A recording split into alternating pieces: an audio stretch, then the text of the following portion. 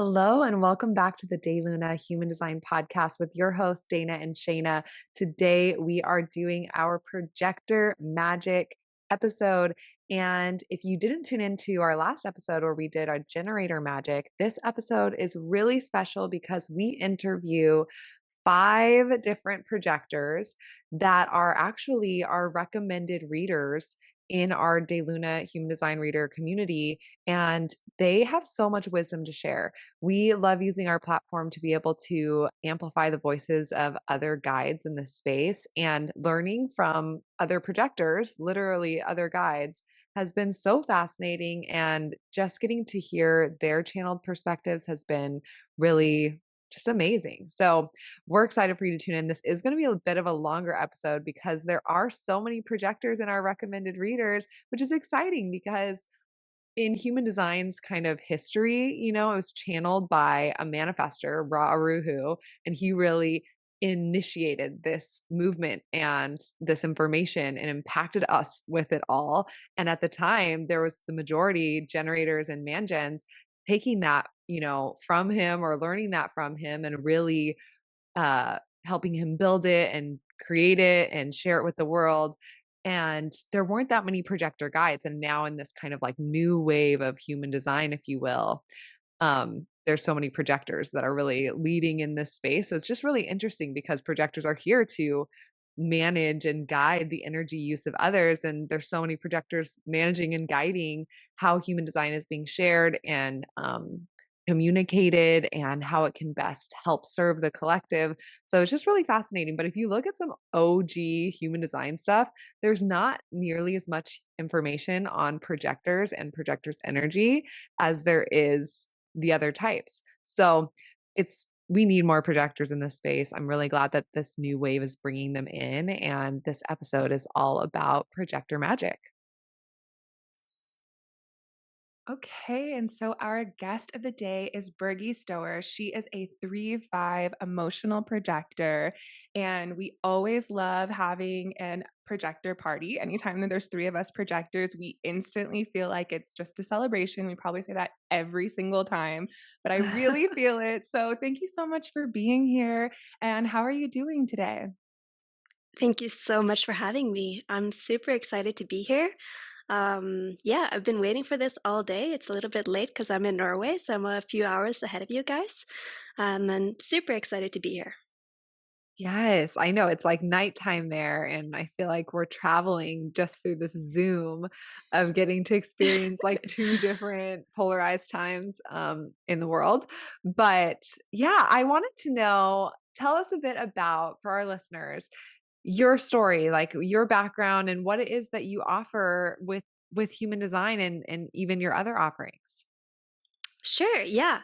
So I discovered human design through your podcast, and instantly I just felt this whole body buzzing, just this really big reaction, and felt that I really needed to check it out, to dive deeper, to learn more. So I think I listened to all your episodes, starting from you know, the very beginning, and just trying to learn as much as I could. And then I found out that you were doing a human design reader training. So I signed up for the online version, which I completed in June of 2022. And I've been offering human design readings since. And in addition to that, I am also something called a quantum healing hypnosis technique practitioner. There's so Yes. many letters and strange kind of wording there. So QHHT, it's also known as.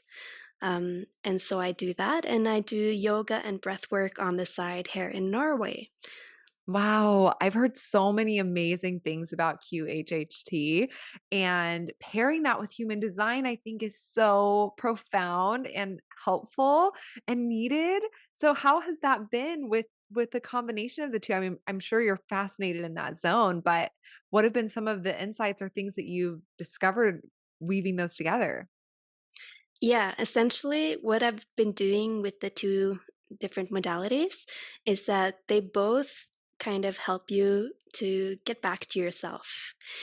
You get back to your true self, to your highest self, to your soul, whatever you want to way you want to phrase that.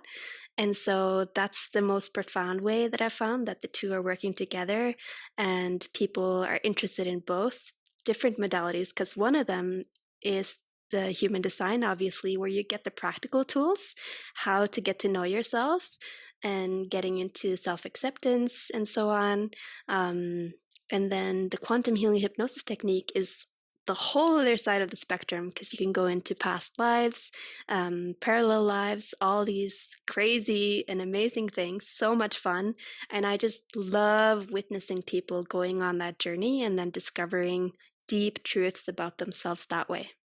Wow, that is fascinating to me. I'm like, I need to learn it and also experience it like a million times.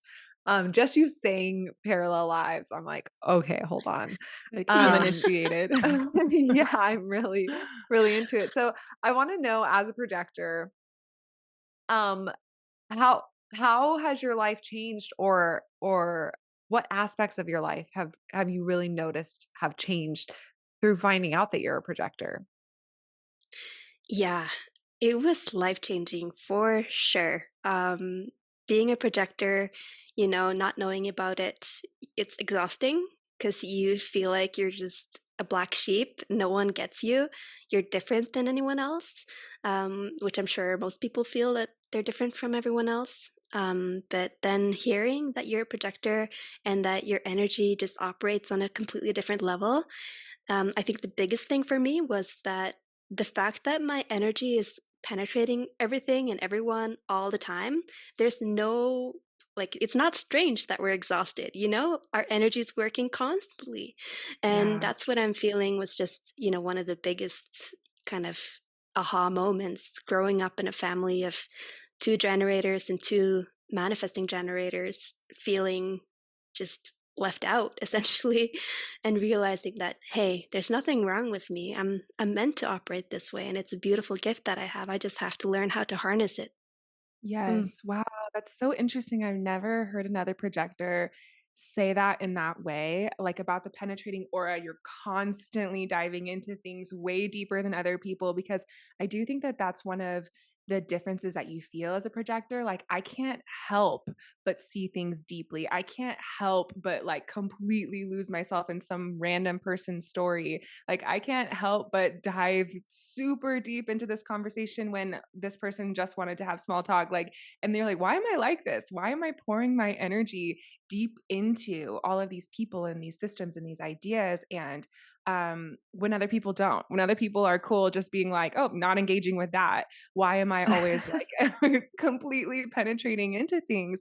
So that's really cool. I also wanted to ask you about your emotional authority and also being a 3-5 with those, because I think that finding out that you have a 3 line and a 5 line, it's very significant. Like, out of all the profiles, sometimes I think that those would be the most illuminating.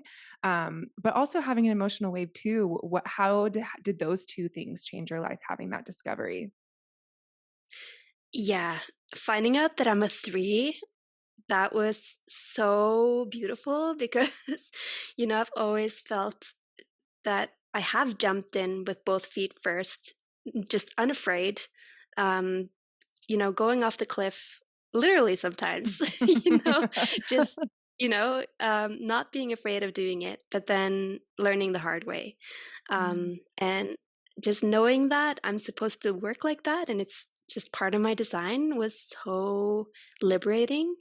And it freed me from a lot of self judgment from making mistakes, which has been huge.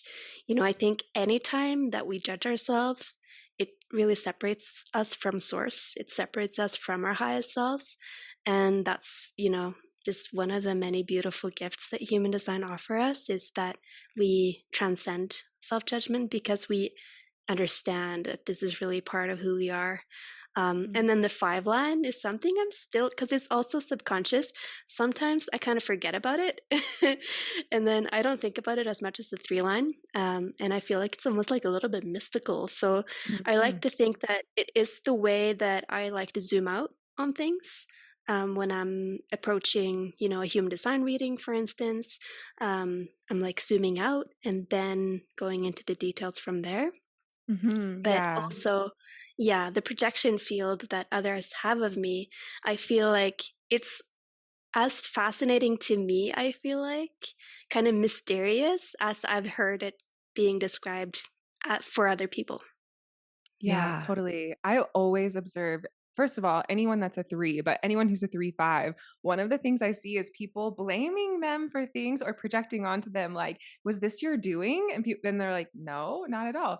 And that's almost one of the first ways that I can be like, "Oh, I wonder if that person is a 3-5." But there's also absolutely in the 5-line projection field just this dynamic, interesting, alluring magnetism. And it is so fascinating when that number of your profile is the second one, the unconscious side, how other people still see that so clearly in you. But for you, you're like, well, I don't know. I'm just kind of living it out and writing it out. And what about having an emotional wave? Do you know if anyone else in your family of origin also had an emotional waves, or if you were the only one in your family?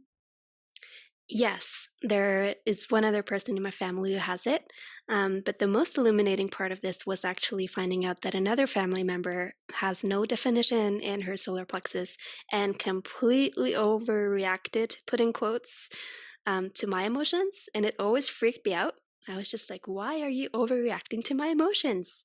They're not that Wow. big of a deal. Yeah. And that has helped heal my relationship with this person so much. So apart from, learning about my own emotional authority and my emotional wave, which is, has been a beautiful journey and has helped me so much, I think in my family dynamic, this has been one of the most healing things for me and for Wow. us. Yeah, Mhm. it's huge. Emotional waves, if no one learned anything else but emotional waves, it would change their life just because you're able to have so much more acceptance for other people to say like, "Oh, you're amplifying my emotions or this experience." And even if they don't know human design or you don't say that to them, you have this acceptance of them, and you can hold space for their journey and what they're experiencing. Emotions are woven into like every all the fabric of our existence.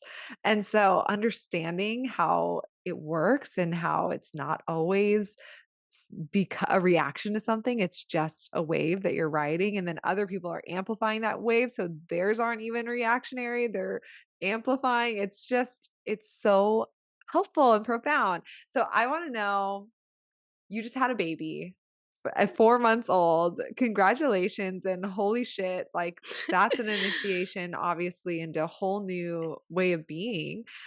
Mhm. But how has human design with your baby, like, how has that been? Thank you. Yeah, it has been so much fun, and it's just made me fall even deeper in love with human design because I ended up having a 6-2 manifesting generator with emotional authority, and his energy is off the charts. Like, my partner is a manifester, and me being a projector, we have like limited Wow. amounts of energy. And then this little baby is, yeah, he's just like between the two of us. I'm glad that, we don't have another child because that would be way too much right now. Yeah. But just and knowing and learning about his channels and gates, I can't wait for him to speak because he has the Genius Freak channel, and I can't wait to hear all the little unique insights this man's gonna have. Um, yeah, I'm so excited, and I love, just like I said, it's just made me fall even deeper in love with human design. Wow, that made me wanna cry just picturing them, as they're growing up and sharing their insights, and just amazing having a manifestor, projector, and mangen, family, just so special. So, okay, for everyone listening, is there anything that you feel, um, that people just need to know about human design or that you wish people could understand or that's on your heart at this moment to share with our listeners about human design or being a projector or anything that comes to mind? Sure, yeah. I think that the biggest thing for human design that I have experienced is this giant permission slip to be yourself. When you know your own gifts, if you get a reading from someone, I had a reading from the two of you, and it just really opened my eyes and changed my life. It just makes you feel so seen. And then when you see your own gifts, you start to own them and you start to accept them. And coming back to what I said before about the self-judgment, you transcend that. And when you come into self-acceptance, that's the path into self-love.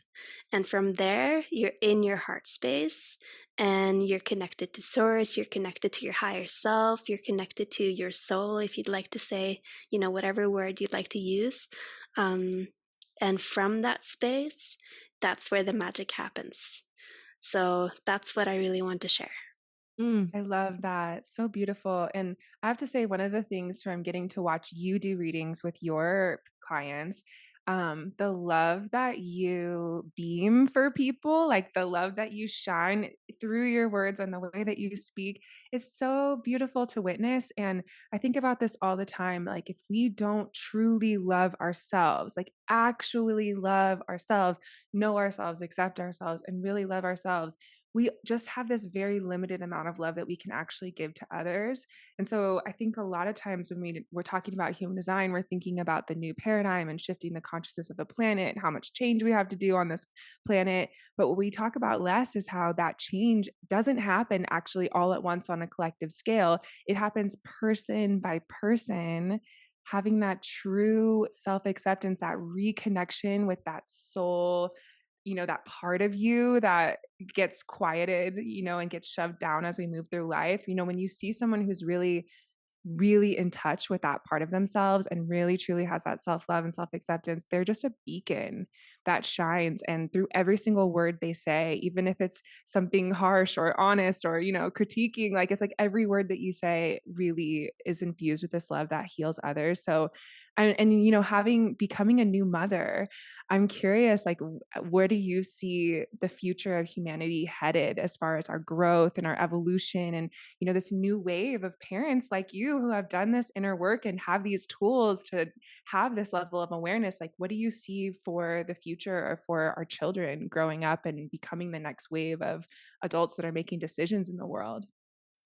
Yeah, it's such an interesting question. I love that. And I think, thinking about how I was in relation to my parents and how they were in relation to their parents, how big changes has happened just in those generations. And then my son is going to become the next better version of me. Not saying better as in good or bad, but it's just like it's different, right? And it's a different evolution happening. And you see the kids today who are coming into this world who have, parents who support them in a completely different way than what, the previous generations were experiencing. So I think that the future is bright. I think that we're heading to a beautiful new paradigm. And I think that, I'm so grateful that my son has human design as one of his tools that I'm going to share with him. And yeah, I think it's going to be an amazing future. Me too. I'm so excited to share human design with my babies and raise them with that access to that awareness and understanding and coming from that place of love, like Dana, like you were sharing. And that we got to witness in watching your readings. I'm really grateful. And I'm curious, are there people like what's the human design community like in Norway? Is it like there's a lot of people into human design there, or is it mostly no? No, it's super cool. It's like many people that I've talked to and many of my friends have never heard of it before. So it's kind of it's just getting off the ground, I'd say. It's just like, it's not very big yet. So I'm super excited to be a part of this here in Norway and to be a part of this wave of readers who's starting now. And yeah, spreading it in Norwegian and in our local communities. Because I think, the whole world benefits from it. But I think Norwegians, especially just because of our culture, we have this culture that you're not allowed to toot your own horn. You're going to play small because it's really, it's the best way to do it. And so human design is allowing you to own your gifts and to really see what you're here to share.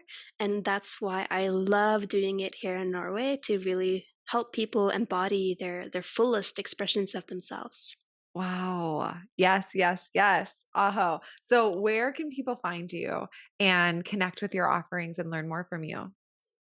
Yeah, you can find me at berglys.com. So it's Berglys. And the same on Instagram. And that's the two platforms where I'm the most active. So I invite you to find me there. Amazing. And we're going to put all of that in the show notes too. And you can watch Bergie's video on our website, daylunalife.com, under our recommended readers. There's her bio, a bit about her type, and then a video. And you can connect, obviously, to her on her website from there too. So we're just so grateful. We love you. We love your energy. We love your projector guidance and wisdom and depth. It just honestly rings out of your frequency in every word that you say. So thank you so much for just sharing this time with us. Thank you so much for having me. It's been so much fun. Okay, and our next guest is a 4-1 self-projected projector, Amy Lloyd. We love Amy and feel so bonded with her because she was one of our Costa Rica training member family members, and we just feel bonded forever. But it's so nice to have this projector party. So thank you for being here, Amy. And how are you doing today? Yay, thank you so much. I was so looking forward to being here with you both and yes, having that projector energy and embracing it. Thank you. I'm really happy to be here doing great. Awesome. Amazing. Yeah, Yeah. and we wanted to ask you if you just start out from the beginning to kind of Yeah. introduce yourself to our audience members. Like, tell us a Okay. little bit about all of the things that you share and the background there and how you like to share human design in your offerings. Okay. I love talking about human design with everybody because I'm obsessed with it myself. And so I think from the moment that I discovered human design, I heard about it from someone I worked with in LA and then started and reached out to you guys immediately. And then, yes, thank goodness was with you in Costa Rica. But it comes up all the time because I feel like people do come to me for guidance naturally. And so I do have to be careful about waiting for the invitation for them to ask me. But in my offerings, I really help.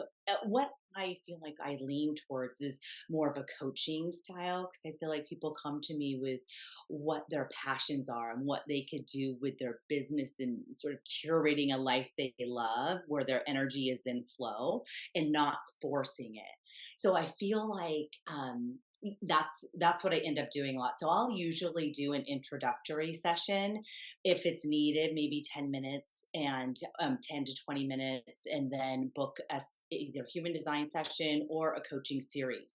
That's what I've been doing and really seeing what comes up naturally for clients.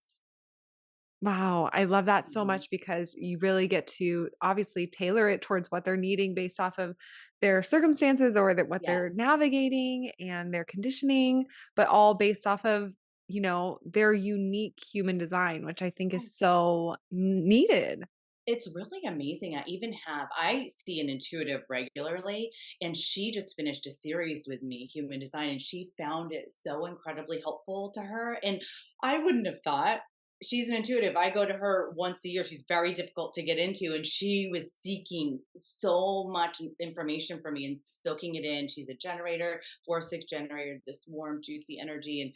Anyway, so that just came up as an example where it's so helpful to anybody. When you think Yeah. that someone might need it, they need it the most. That's so Yeah. true. And it's such a supportive, I think a lot of us that are into this realm of spirituality or healing or even just kind of curious about it, pretty much everyone listening to this podcast, Mhm. True. I think that the place that we need more support in oftentimes is the physical.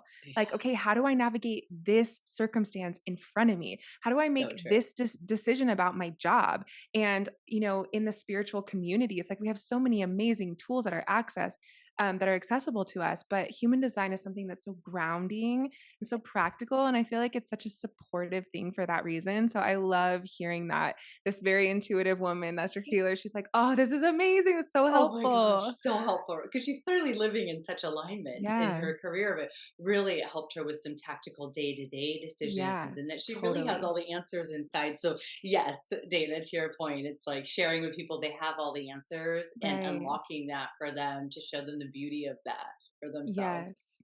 Beautiful. So you have a rare design being a Yes. 4-1 profile and also being a self-projected projector is so rare. So I'm curious to hear, how did it feel when you discovered that you were a projector and when you discovered these more like rare parts of your energy? It has been life changing for me.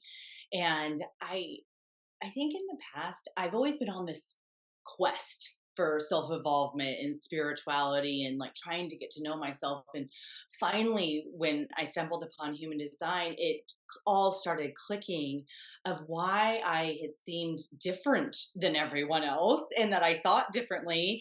And I think when someone first told me I was a projector, they really didn't know a lot about human design. And so I was like, I'm a projector. So does that mean I'm projecting my stuff all over everyone all the time? And so so that made me start diving in big time. But I think it really gave me, if I could sum it up, more acceptance for myself and less judgment, and therefore for others, where I could use my energy where now I'm still working on this, but always making sure that I'm using my energy wisely and intentionally, where before I just thought something was wrong with me, that I didn't know why I felt bad, or I was taking on other people's energy. So it really has been life changing. I utilize it every day. I mean, even yesterday I was doing the opening remarks for a client of mine, and my one line, I'm always constantly researching, constantly wanting more knowledge, and I can tend to overdo that. So I have to remind myself to get back in alignment, because it stumped me up in my opening remarks when I could have just spoken with my throat and my defined G center. And anyway, so it's always a reminder. It's always like a good tool to get back into alignment, but absolutely life changing for me. Yeah. Wow. I feel like as a self-projected projector myself, I felt so like, oh my gosh, no one's ever told me these words before, that this was even Yeah. an option.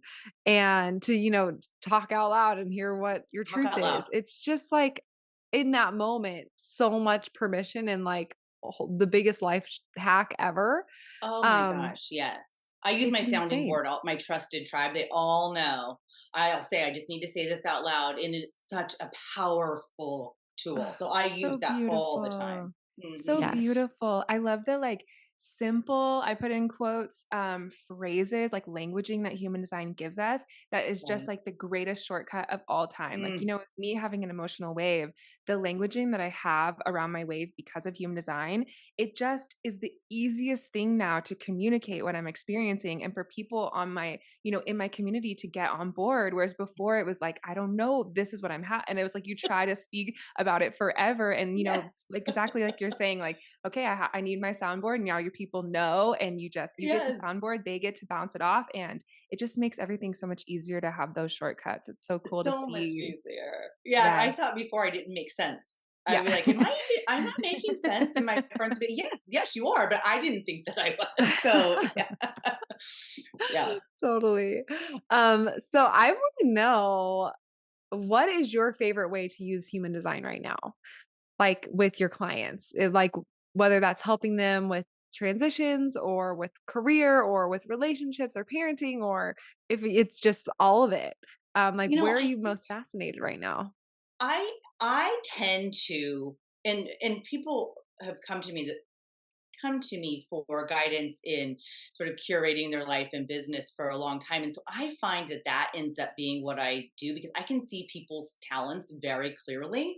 So I can help point out where I'm like, oh my gosh, this would be fantastic for you. Of course, I need to be invited in that, but with my clients, we tend to go that way, as far as what would light them up, what would be something that they could be passionate about and get so much fulfillment out of. I would say that's the majority of it, but the example I just gave you, she was already so aligned in her career, so it really helped with her relationship. So it is kind of twofold, Shayna, but I feel like I tend to gravitate towards that business and what you could do to be in flow and to curate this life of ease. And it doesn't have to be difficult. And I think that's because of the great lessons that I've had in this and have been able to apply to myself. I think that I can inspire others and motivate others in that area. Yeah, and I'd love for you to share a bit about your background and Yeah. with business and with, the things that you've created as a projector. I think Yeah. it's so inspiring. Thank you so much. And I came from the corporate world. I, did everything that we're told to do. I, went to college, graduated, went into advertising immediately, and really kind of pushed and forced this career and became very successful. But and lived in LA and New York and San Francisco and really burnt myself right out. And I didn't know why, right? I thought something was wrong with me, but I gained all these fantastic skills, obviously. And now I'm still in business. I have my own business where I take on clients. I'm very selective about where I put my energy, and that is because of human design. So I can still apply what I love that I gained from business. And so now I have clients where I can oversee their business operations and do project management and delegate. And that is where I can help them the most. So that's what I know that's a quick synopsis, but taking my background and doing that. So I have my own company. I did start my own nonprofit. We're taking a bit of a pause on that to see what could be next because I felt like I was starting to force things. So kind of waiting for the shifts that are happening in the world and see how we can sort of reconfigure and do better in that area. But yes, as a projector, doing what I love. And I would, instead of waiting for the invitation, just continuing to move forward. Yeah, I think so many projectors feel called to start their own business Yeah. eventually, because you don't have to wait for the invitation to start your own business. You can create your own platform or program or offering or way of being, and you can show up in that in a way that serves you, and Yes. people then come to it and you're invited. So I think so many projectors have questions and yearning to start their own business, but then they're like, okay, but I don't I don't have that many expanders of people who are projectors who Right. own their own business, or any guidance on what that really looks like me. Can I have my own business? It's Right. scary step to take, and I think it's so inspiring, someone like you who has been in business in various different ways, with a nonprofit, but then with like an Hmm. actual, like, for profit regular business, Hmm. and being able to pivot, being able to shift, being able to make it more efficient and weave in these like spiritual, very practical, but deep and profound and emotional real life tools like human design to be able Yeah. to navigate and transform and get all the lessons out of it. I think it's Oh, really needed and beautiful. So I thank was just you. going to say necessary, 100% Mm, necessary. And even recently, yeah. I let a very high paying client go because it wasn't right for me. And I would have never even known in the past that that was okay to do, right? I would have forced myself or, continue to do that. Or even with relationships that aren't working any longer or a long term friendships, I've really honored myself in my Mm, energy. So yes, and in some of the readings you're right where I will have projectors that are stuck in this cycle and they want to do something else, but out of fear they're scared to step away. And so it is such a profound modality. So yeah, Yeah. absolutely. Something I love about what you said, I've been thinking about this a lot. Part of our journey into coming into alignment and living our authentic purpose is about the things that we start, the things that we do, the things that we take action on. But a huge part of it is about the things that we stop doing, the things that we let Yes. go, the things that it's like, that's not aligned for me. So I'm just going to like give it space and give it air. And I think Hmm. that one of the most beautiful things about you, Amy, is just the way that you're able to like you have this grace and this love that like beams out of you. And when you shine that on people, it just makes people feel more safe to be like, okay, I can take a breath and sort of like let go of the things that I've been holding on to or trying to control.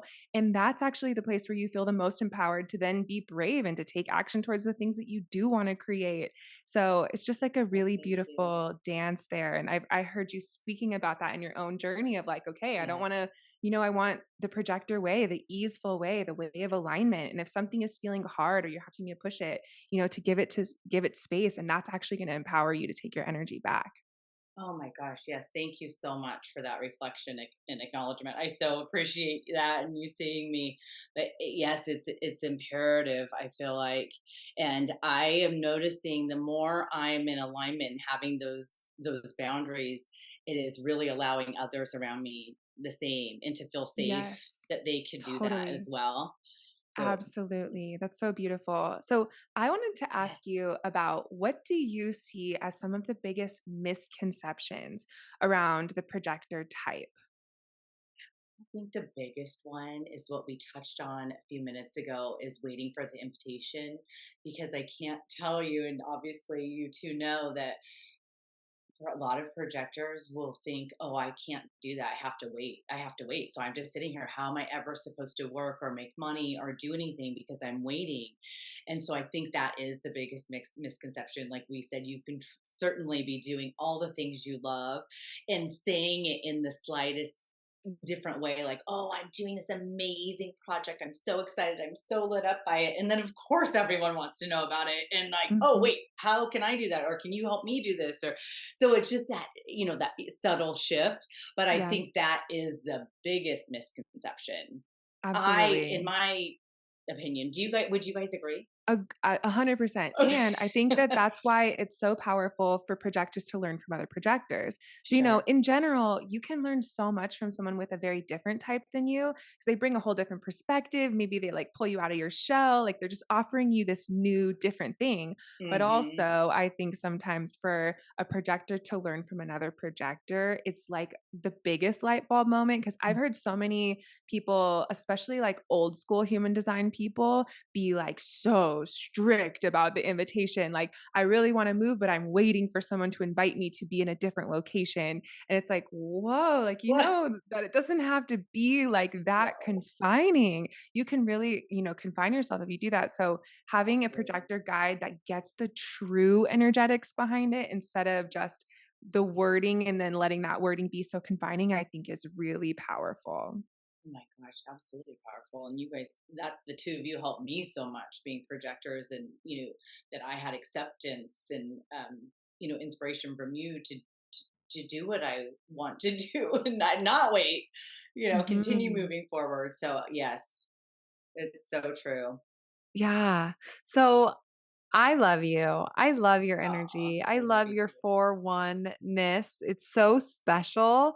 And for anyone listening who doesn't know much about the profiles, being a 4-1 is extremely, extremely rare. It's the most rare profile. So it's so special just being around a 4-1 and you bringing this lightness to this depth and these like darker places, being able Mm, to go there with people and really meet them where they're at and then bring that lightness to like rise through it.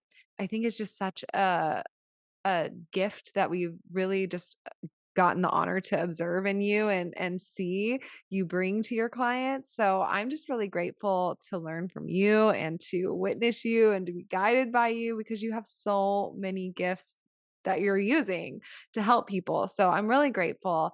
And I'm wondering where people can connect with your offerings and dive in with you if they want to be a client or learn from you further.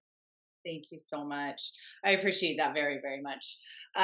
They can reach me at purposefulsolutions.net. That's my website, or email me at amy@purposefulsolutions.net. And that's the best way. Reach out. There's a link on there to schedule an intro session or a reading, and we can go from there. And Amazing. yeah, I'd be really happy to connect with everyone. And it's so nice talking to you both. And I so appreciate that about the 4-1 because it's very hard for me to see that. So you two were the first ones who reflected that back to me. I have it. It's hard to see, but I feel it. Yeah, I know being self projected, it's always like what? Me? Like, Right. I didn't even know I existed. Right. Like, it's like, Yeah, okay. there's no awareness, Yes. which is amazing. Okay, lastly, is there Yes. anything you want to share with our audience? Anything that you feel people need to know right now, or that's been on your heart or your soul, or about human design or not, whatever is coming to you right now that you feel people need to know?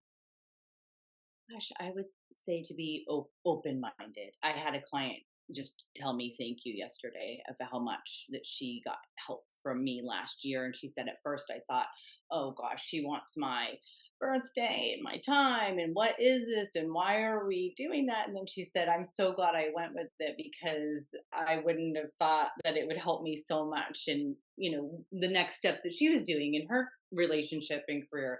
So I would say that to be open minded and Mhm. really enjoy it for the experiment that it is and to start practicing.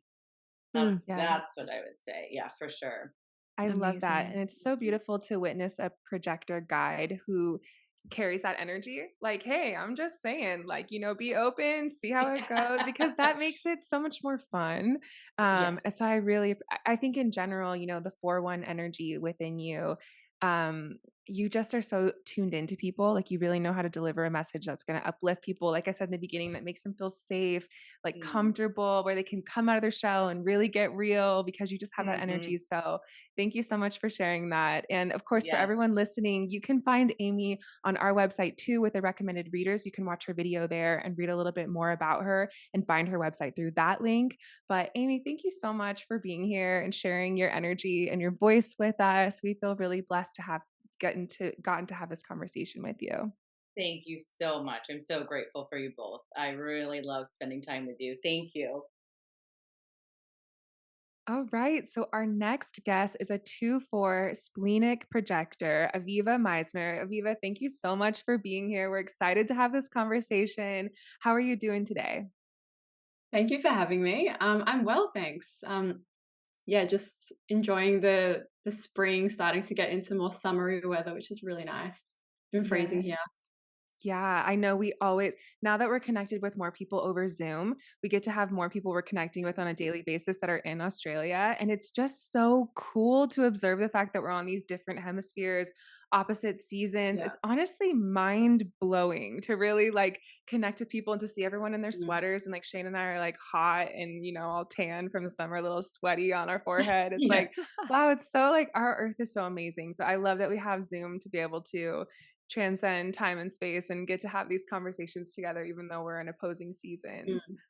It's always Yeah. so interesting because I do a lot of readings.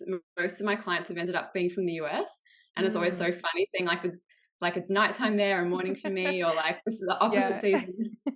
Yeah, so cool. I know we talk about how technology is like helping us expand the limits of what's possible because we're literally time traveling to a different location at a different time zone all in the same moment. And I feel like that's so expansive. Yeah. Okay, amazing. So, what we wanted to invite you to do first is just share with our audience members a little bit about your human design readings and everything else that you share and teach and kind of how you got there. Yeah. So my main offering is one-on-one human design readings, and on my website I have a few different offerings that different like depths that we can go to with your human design readings. So I do either 1 hour readings or 1.5 hour readings, and then I have what I call a deconditioning 3-pack where we can break that up over 2 to 3 month sort of gaps in between the readings and really go even deeper into that deconditioning journey and go into like more into the nitty gritty of things if that's what the client is really wanting, and to really go on that deconditioning journey together. And I really came into human design very unexpectedly because prior to this I had a career as a fashion designer. So, and that's something I'd wanted to do my whole life. So when I tell people that I kind of like acquaintances that, oh, I was a fashion designer and now I do human design, they're like, oh, design, like they like latch onto that word. It's the same, but it's completely different. It's always funny explaining what that is to people. They're like, oh, do you design humans? Anyway, so that's so kind of funny. But yeah, but so I guess my journey with human design, or discovering it, or realizing my passion to it, was when we went into lockdown during COVID, and I had ended up back in Melbourne after living in New York and working as a designer there. I was, back in Melbourne and wanting to apply for fashion jobs, and then starting to have this realization of like kind of a resistance to going back into fashion and not really knowing why, and actually being relieved when I lost my job in New York. I lost it because of COVID and I was far away at the time, like just visiting Melbourne. But so that was really interesting to me. I was already starting to feel that pull in another direction. And I think that was probably my G sensor, my defined G sensor, showing me the way. And then I was listening to podcasts, and one of them was telling the listener to connect with your most natural, easy gift. And for me, when I thought about that really easy gift was connecting with people, just really building rapport, very naturally getting into that deep, intimate sort of level with people that has always been very natural for me, that I've noticed isn't natural for everyone.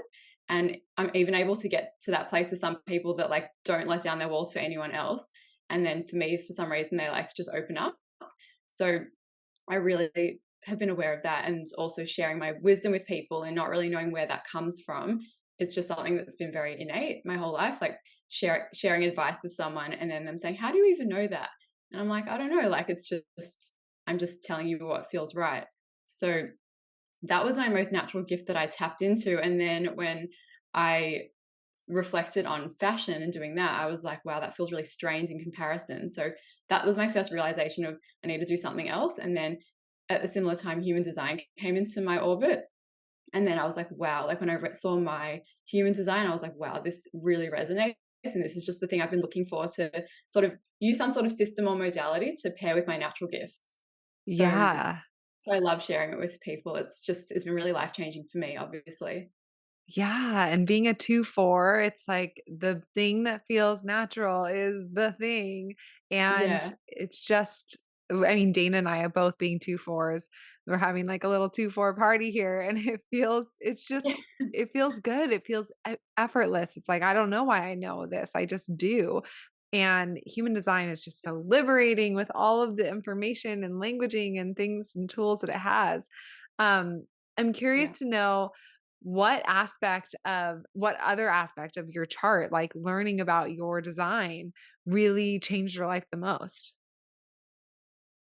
Well, other than my understanding my type, I would say definitely my splenic authority. That has been a huge thing for me. I just had I'd always felt my intuition. I'd always felt that immediate splenic response of this is just what feels right. But I guess I'd never put words to it. And I connecting with my authority, it's like, wow, now I can make big life decisions and really trust myself. So I've always felt that immediate, like that whisper that they say the spleen hits you with, of like, it tells you once and tells you really softly, and you have to be really present to notice it. And I've definitely felt that. Then when I look back on so many different situations in my life, especially when I was looking for a job in New York, actually, like having different opportunities come up and feeling like, oh, I don't really want that one, doesn't feel right to me. But then going around asking all my friends, my family, like, what should I do? What would you do? And then realizing that I only settled for their advice when it aligned with what I already wanted. So realizing I kind of would just go 360. So now I just really tune into that for like big life decisions, and really connecting with that and trusting that, if I have that feeling immediately, to trust it. But then if I revisit something, also knowing that the splenic response can change, which was a really confusing thing to me at first. So I've noticed it a lot in my life right now. My partner and I are looking for a place to buy, and that's like obviously a huge life decision, like one of the biggest. And we, like, the first time we looked at this one place, I was like, oh yeah, this feels right. I love it. And then we went and looked a second time, and I was like, oh, it feels different this time. And in the meantime, new information about the place had resurfaced, which was really, which got me thinking like, oh, is this actually right for us? Like assessing it in a different way, like also including some important information in that decision. And then the next time I just didn't feel the same about it. So it's a bit of a journey, because it's like, well, then how do I know which is the final decision? But something that I've found that's really helpful, that I don't know because with the splenic response, it can be very different for everyone else, that feeling of what feels right or what doesn't feel right. But for me, what I've noticed that helps is when I imagine doing the thing and it feels not right to me, I really feel anxious. And I find that fascinating because the spleen is all about, it relates to instincts, but also fear and anxiety. So I've noticed myself, and maybe this can help a lot of other people, that when I feel anxious about that decision or thinking about doing the thing, it's quite hard to explain, but if I imagine, say, buying the place that I'm not sure how I feel about it, I'm kind of confused. And then I imagine it, I'm like, okay, that doesn't feel right because I feel anxious and I know not to go in that direction. So that's been really like a huge thing for me. And then if I start to go into that spiraling into my head and start asking people their opinions, then I also know that, again, it's obviously not feeling right. I'm like trying to get someone to convince me of something that doesn't actually align with me. Yeah, those are both That's been really huge. helpful tips. Those are both super helpful because I think that splenic authority is this elusive, majestic, like amazing authority, but we need people who have splenic authority to be guiding others, because that firsthand experience is so valuable. And for anyone in general, I think we can all relate to those times where we're asking everyone their opinion, but we're disregarding immediately any opinion that doesn't align with ours because we're just trying to seek outside validation instead of trusting ourselves. And it's like, okay, we catch ourselves in that spiral. Human design is so helpful though, because we all have been taught to ask people for their advice or for their opinions, but none of us have been taught how to make aligned decisions. Like this is like a new thing that people are being taught with human design, and it's just so liberating. But I was going to ask you, with splenic authority being that quiet whisper, obviously some people have such a overstimulation in their life that it gets kind of difficult to listen to that whisper. But as you continue talking, I felt like you gave so much insight about how you can actually get present with that. Because I think a lot of people that are disconnected from their splenic whisper, if they have splenic authority, feel that body anxiety quite frequently, like that body fear. And it's like their body being like, something's not right, like you're not listening. So I think that can be such a helpful tip. But I'm curious, when you started following your splenic authority, did you feel like the whispers got louder or more clear? Or do you feel like they've always been subtle and they've stayed subtle, even if you're really connected to them? Such a good question. I think that it can depend, because if it's something sometimes it will be stronger than others. It depends on like how intensely I feel about, like with that example of like going to a place to look at, it depends how much I immediately like it, or how much it maybe visually doesn't have the full aesthetics of what I'm looking for, but something else about it feels right. So, and that might be even more subtle than like getting the more intense feeling. But then sometimes the intense feeling can be tied in with emotions as well. So then it's important to just like to really tune into like, is it feeling right? Maybe like revisit it again if it's starting to feel uncertain. So it's really nuanced, but I would definitely say that the main thing for me is just the awareness and being really conscious. So like as soon as a big decision comes my way, I'm straight away like, I'm like, be present. What is my spleen going to say right now? Instead of straight away going into my head. So I think in the past it was just as strong, even though I just wasn't as aware of it. Like I think that it was always there, but instead I would go on that whole journey of asking people's opinions and trying to weigh out the pros and cons and getting into my head about it and not trusting myself. But I think it was always had the same strength to it, because even though it's a whisper, it's almost like an oxymoron. It's like a loud whisper. It like tells you really intensely, but then it's so subtle at the same time. So yeah, I think for me, it's really just the presence, that's what I always say to people in readings. And I know that's what you always say as well about splenic authority, to just be present and to like definitely write it down as well, what that says. If you don't feel like you can trust it straight away, just what did it say in the moment? Yeah, I love that. Or make a mental note, even just make a mental note or a note in your phone to just be like, this is what I felt straight away. So that when you start spiraling or asking people, if that's like kind of inevitable for you, then to just, which sometimes for me is still inevitable, like just to come back to that. Yeah. I love that. And I wanted to ask you too about being a projector, as far as like the energy levels and being a non-energy being, I'm curious to hear in the fashion industry before you had this shift in your life, do you feel like you were naturally living projector non-energy life in that job? Like you would take time off and take rest, or do you feel like it was go, go, go and you were going kind of against the projector energy level natural flow? Yeah.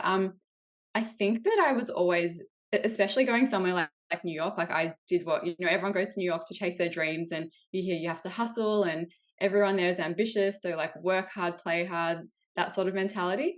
And I think I didn't embody that New York mentality. And going into fashion there, I definitely had to work longer hours than I wanted to. And I recognized that I was really tired. Like for me, working until 7 p.m., like that's too late to do every single day. Like I can do it sometimes, but when I was doing that most days, and also being in a position of, an assistant designer, that I had to do what someone else told me to do. I couldn't just leave when I felt like it. So that was really challenging for me. And, but you're in a team as well, and you see everyone else working really hard. You're like, I have to keep up with everyone else. And, or I'm letting the whole team down, or like I look bad if I leave earlier. So that was really hard. It's challenging, but at the same time, at the start, I was really excited and passionate about it. And then once that started to sort of, I guess, diminish a little bit, then I started to realize like this isn't really fulfilling me. And yeah, I think that I still was already embodying being a projector. Like I look back and I think, oh, did I not live my New York life to the fullest, because I spent a lot of nights just cooking meals at home when like most people would go from like work to drinks to dinner, then have a really late night, maybe be hungover, but get up the next day for work and just keep going.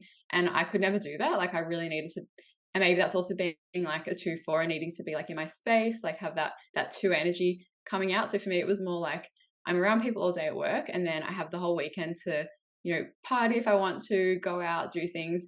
And then night times, I just had my little routine of like cooking my meal at home, sitting on my bed, watching Netflix. And I feel like I was always already being a projector, and maybe just in my head judging it a little bit more than I do now. And so now I'm a bit more accepting, or a lot more accepting of that, I would say. But I think I was already quite accepting compared to what a lot of people are like. I just was like, this is just me. And like FOMO only exists if you actually think that doing the thing you're missing out on would you really be benefiting from it. And I think I've always had that awareness, or for a long time I've had that awareness of like, if I'm genuinely enjoying being home in my bed right now, even though it's sunny outside, maybe there's a day party, then I'm still not missing out on that if that's not what I feel like doing. Yeah, So, totally. I love that. It's interesting too that your journey into like discovering human design, it like had that moment where you heard on the podcast what comes naturally to you, and that was the light bulb moment for you. That's like, oh, I want to connect with people and guide people and be, and then discovering that you're a projector, it probably just validated that feeling that was so powerful for you, that created that transition so much. But how did you feel when you first discovered being a projector? And I'm also curious, like, was there anything about learning you're a projector that you were like, oh, that doesn't sound good? Or did everything feel really good and validating and affirming for you? Yeah, for me, it's so funny because like on Instagram and TikTok, like so many people, especially TikTok, I get a lot of comments like, I hate being a projector, I wish I was a generator, or like even other energetic generators wishing they were manifestors, like people wishing they were something else. And my first experience when I discovered I was a projector, I still remember that exact moment. And I just read like a really simple like paragraph about being someone who's here to guide others and being valued for what I can see rather than what I can do and get done, and then having inconsistent energy. And when I saw that, I felt really validated and felt really like, wow, okay, that makes so much sense, because I'd always felt like I was, I guess because I'd lived a life keeping up with, everyone else, and I felt like I was perpetually tired and thought that there was something wrong with me. And when I read that, I was like, oh my God, it's not because I have low iron all the time, like, or there's something wrong with my hormones. It's like I'd had so many blood tests to check for things. And, 9 out of 10 times it was nothing, like maybe sometimes low iron because I'm vegetarian, but otherwise it was like, that's just my energy. And when I read that, I felt so just like almost like relieved to just be like, oh, I'm supposed to be like that, and then there's a way to navigate that. Yeah, So, and I that's think beautiful. that's the thing that most people miss at first. Like they don't really understand how to navigate it. And I didn't know how to navigate it at first, but when I read that, I just felt like, oh, now I can accept myself more and just appreciate my energy and know that there's a reason why I'm like that, and to have that, yeah, that self-love and self-acceptance. And yes, also in terms of like, you know, having a business now, or even in career in general, like when I look back now, I can sort of see that the way I might have compared myself to other people and thought, oh, I should be working, like I've always been a hard worker, but thinking, oh, if everyone's working until 7 and they don't seem tired, then maybe I'm not working hard enough, or maybe I'm not dedicated enough, or my work ethic isn't strong enough. So now I've been able to really release those sorts of conditionings that tell me that reflects on my work ethic, when really it's just a reflection on who I am, how I'm supposed to operate in alignment, and can find other ways to get everything done that I want to get done, but also manage my energy by like really honoring it. Yeah, I love that, because I think that self-judgment that we have when we don't understand ourselves and we're comparing ourselves to others, that self-judgment is such a waste of energy. Like it leaks our energy. We get Yeah. drained from just being like, do I not have good work ethic? Like why are other people do like that? Whole self-judgment is just such a waste. Yeah. And when we can stop doing that because we have this awareness and we start to develop that self-acceptance, we actually have this new energy that we were using judging ourselves that's now available to make change in a way that's aligned for us. So I think that that's so powerful. And the next thing I wanted to ask you about was with life transitions. I think that this is a place where people really come to human design, is like, how do I navigate these life transitions? Because other modalities that we have, it's so helpful to understand ourselves and self-reflect, but human design has this navigation system, and it's so perfect for helping people through those life transitions. So I wanted to ask you, is there a specific version of life transitions that you really feel passionately about helping your clients with? And if so, like, why do you feel passionate in that area? Yeah, definitely. I think it's the most amazing tool for life transitions because, yeah, as you said, it gives you actual practical steps to get there, rather than just information that's like, oh, that's nice to know about myself.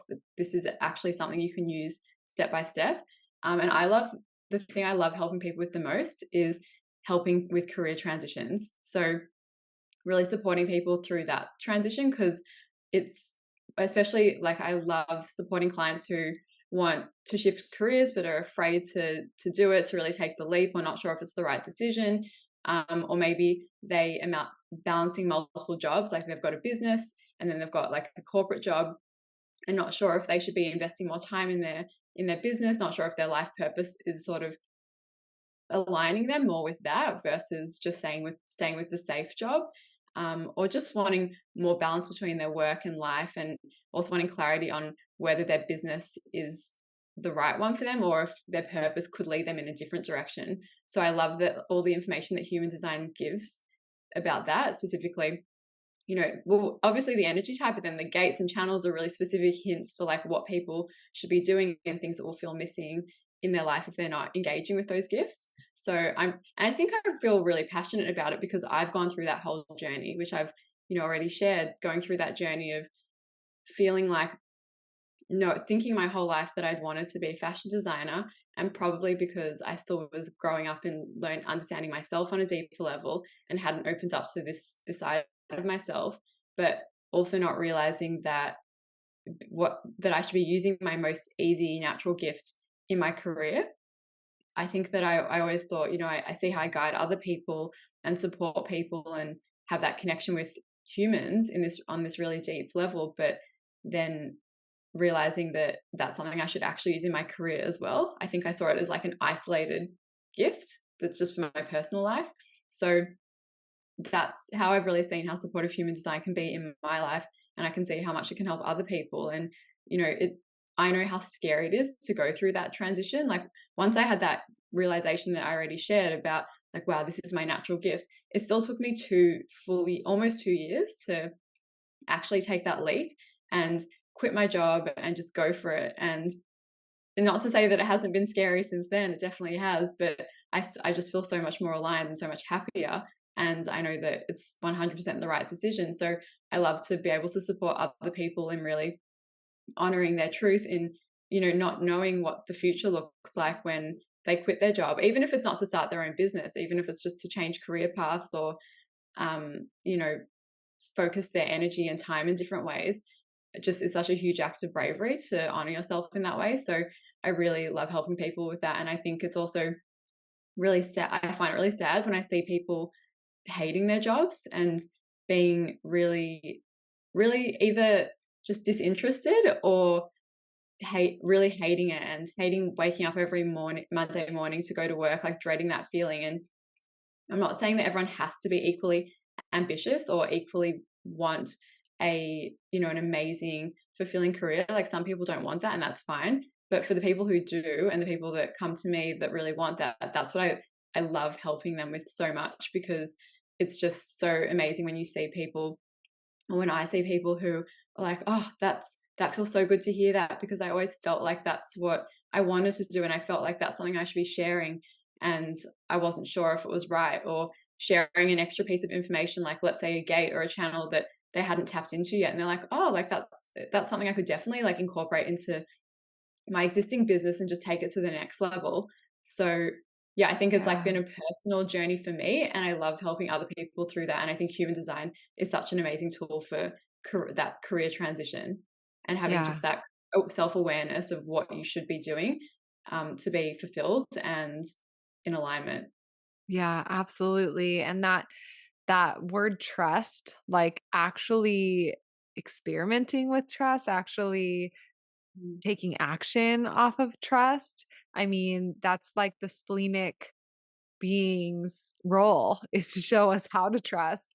And there's so many people, I mean, so much of our lives we go through afraid to trust that thing that we're feeling is right for us, whether you have splenic uh intuition or not.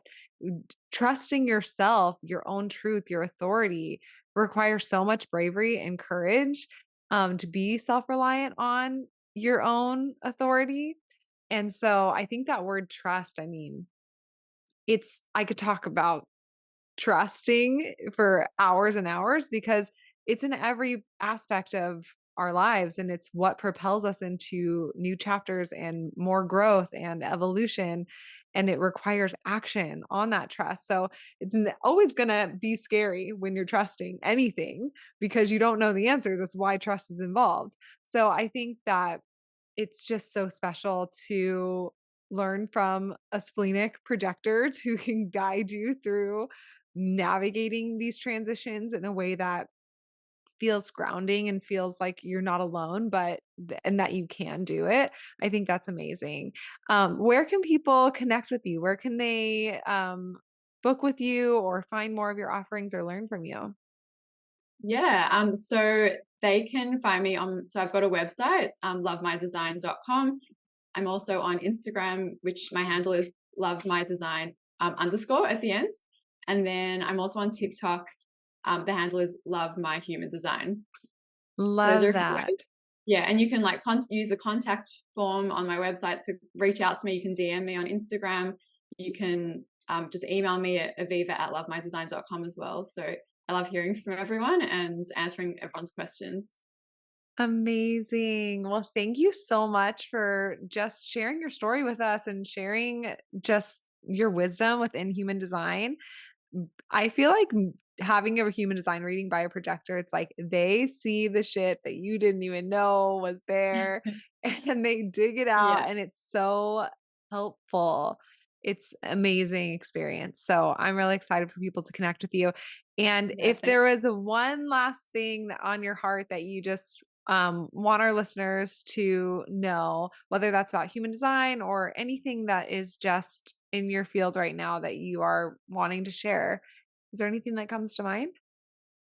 I guess just like my favorite thing about human design is the fact that it is the science of differentiation, and really remembering that what that means is we're all here to be different, and to release that tendency to compare ourselves to each other, and recognize that you're born with the gifts that you need to thrive. And that, like, kind of touching on what I said before about people reaching out to me saying, I wish I was, I'm a projector and wish I was a generator, or, whatever energy type, wishing they were another one, to really focus on learning more about your own energy type and the gifts that come with that, and really understanding it better, so that instead of trying to resist something that is just naturally who you are and wanting to be something else, you can just really embrace who you are. And I love that with every part of human design that there's a high and a low expression.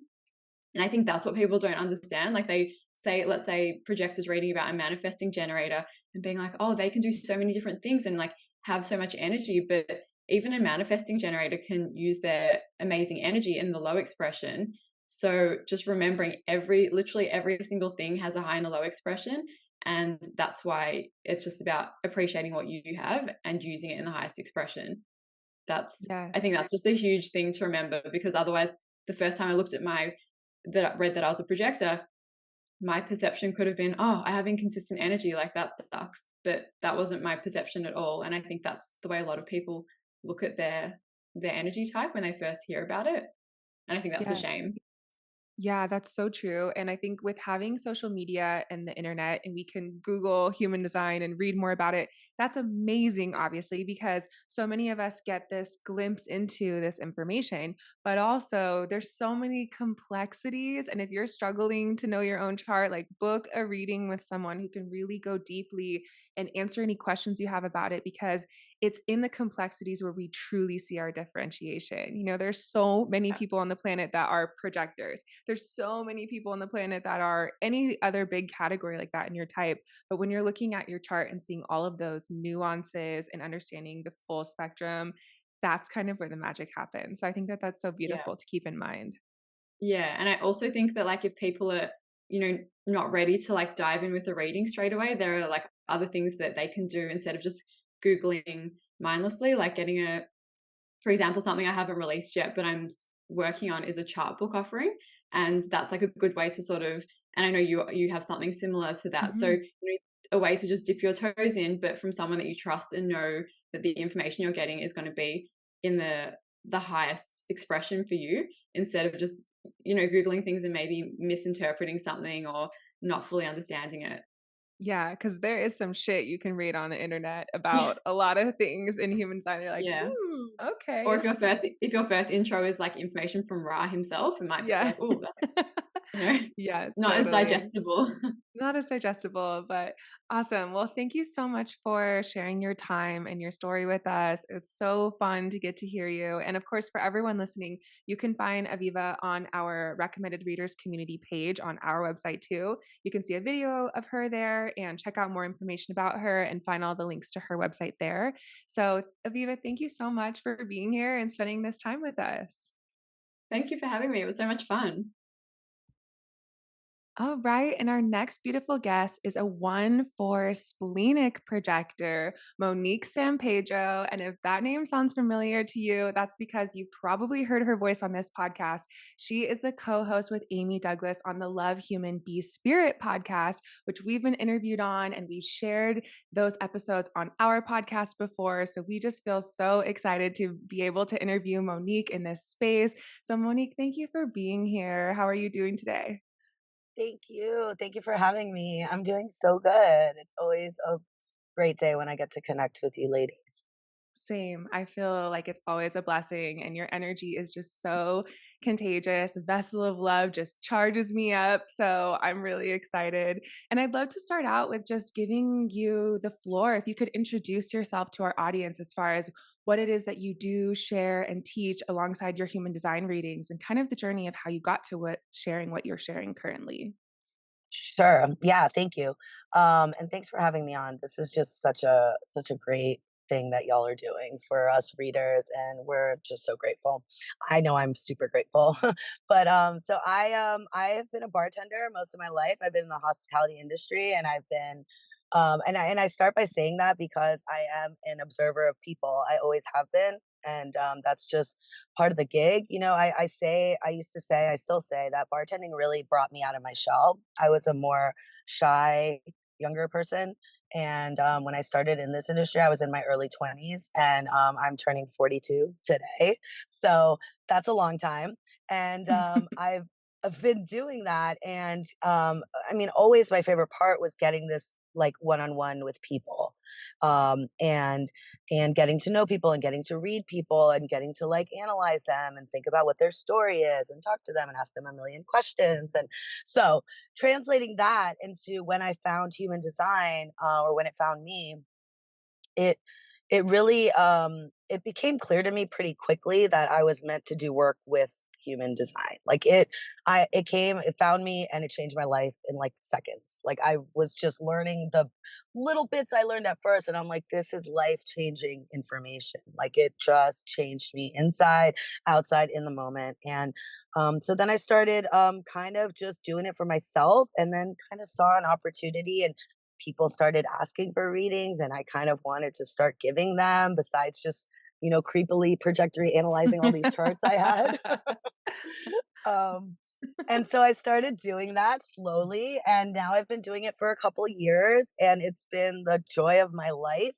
I offer readings. I offer a pre-recorded reading as one of my offerings. So if people are just wanting to dip their toes, I kind of recommend that. It's like a 20-minute pre-recorded audio that I do and I just send to them. There's no interaction. I also offer one-on-one live readings over Zoom with a video recorded, sent to you. I offer two time sessions for those. So if you just want to do an hour, if you want an hour and a half. And then Amy, my podcast co-host, and I offer joint readings. We do duo readings, a manifestor projector combo reading. And then I also offer like ongoing coaching type readings for repeat clients that want to keep working with me.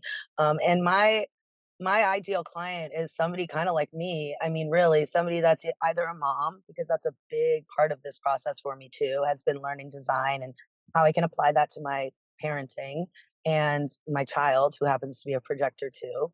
And people that have been in this industry that I'm in, because there is a level of burnout that happens in the hospitality industry that is like legit. It's serious, and I've lived it and I know it, and I want to be there to help people that maybe are feeling similar, especially in those ways. And I mean, the big thing for me, like I said when I started, is this just brought me back to myself in a big way. Learning this information taught me how to love myself again, and Yeah. I really hope to do that for others if I can.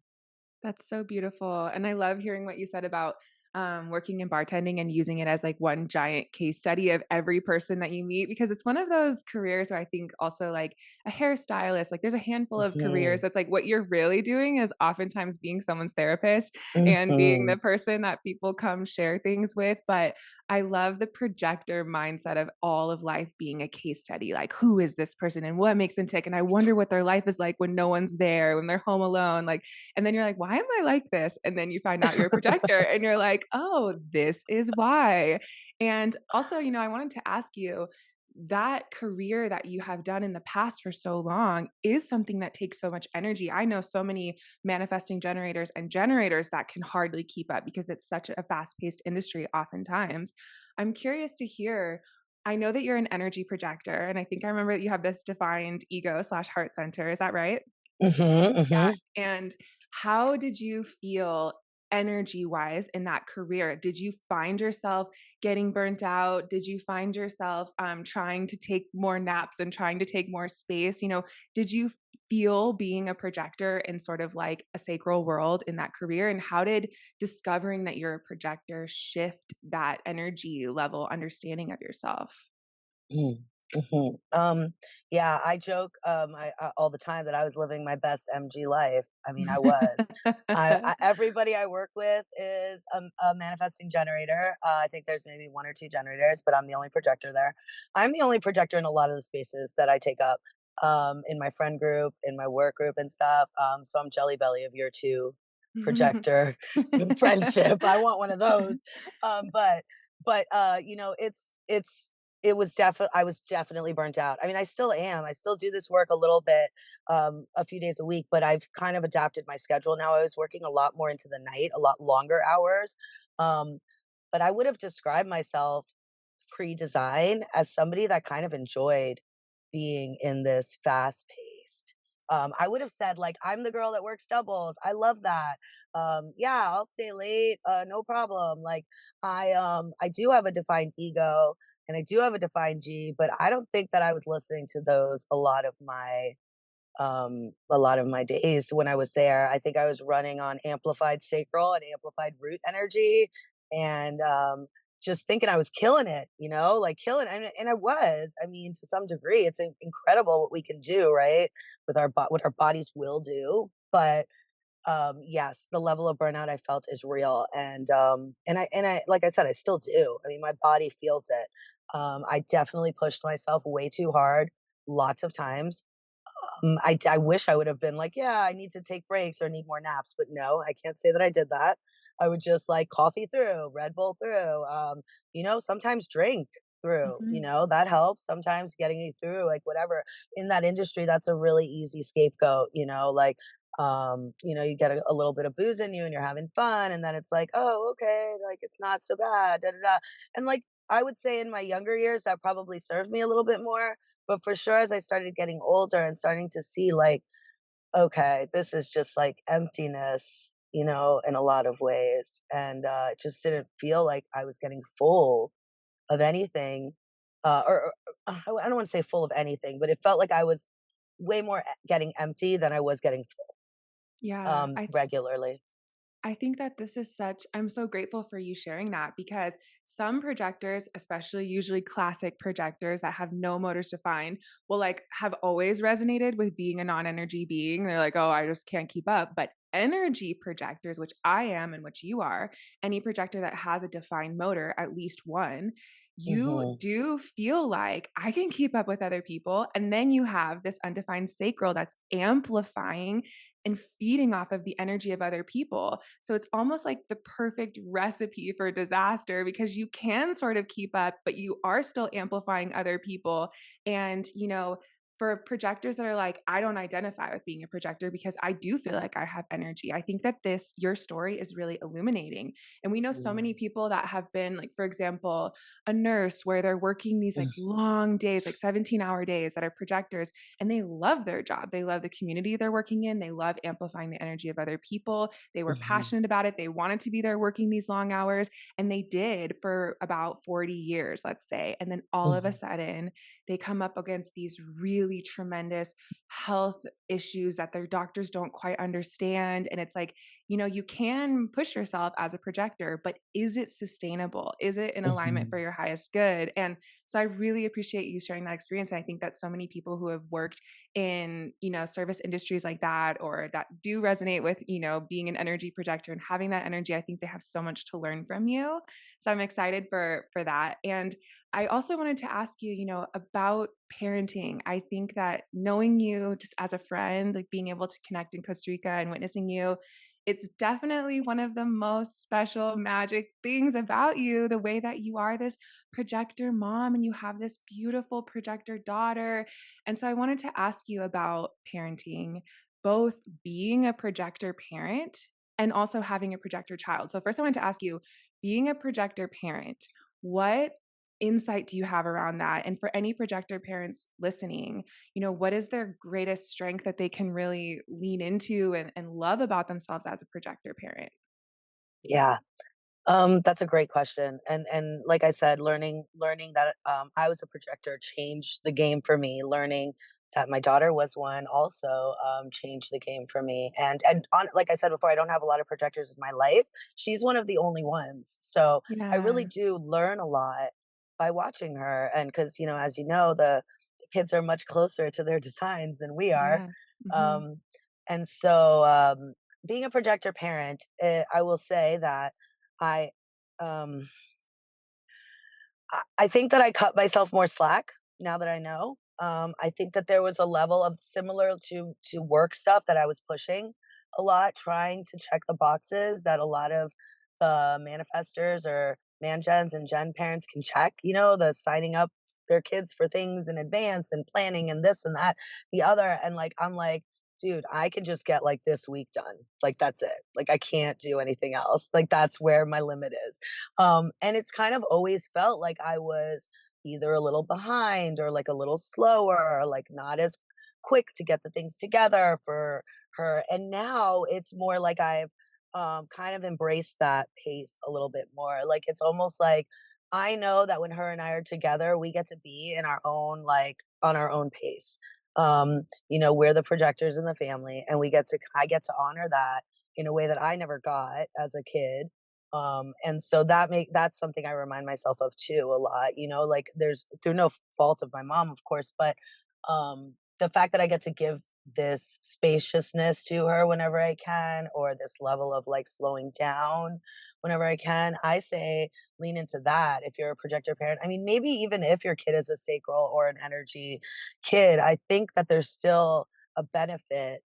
That's kind of why we're here as projectors, right? To remind the people like we can do this a little bit more spaciously and a little slow and a little easier if we want, right? We can try that way. And so I think that that's important to remind your kids of that if you are a projector parent, because that is what we have to offer. That is the insight that we're here to give, that there is like kind of another way. And just knowing I struggle a lot with the school system and my kid going to school right now. That's something that's been very forward in our minds. It's a very generator like environment, the public school system.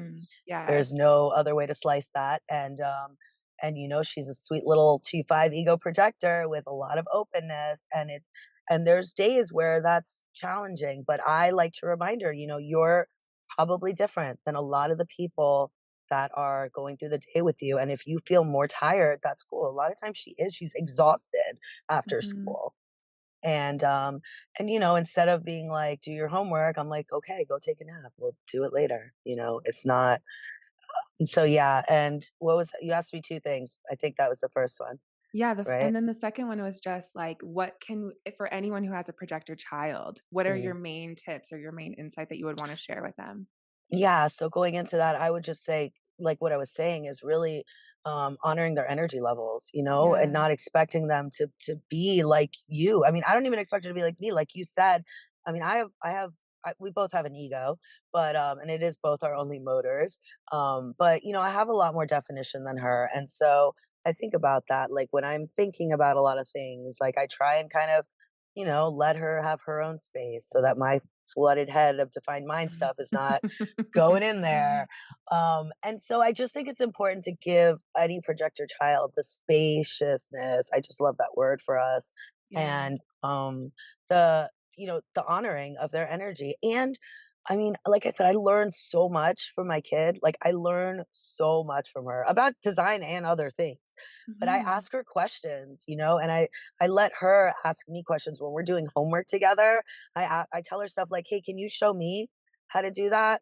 So that she's kind of teaching me, because again, that's how us projectors do, right? Like we want to get with the other and show them the things we know, and be recognized for that. So, and I try and recognize her, man, as much as possible, because as a grown up projector who is still struggling with recognizing herself, like on the regular, I really hope to give her some good baseline there, that you can, have that recognition from your mom at least, and hopefully that translates to her.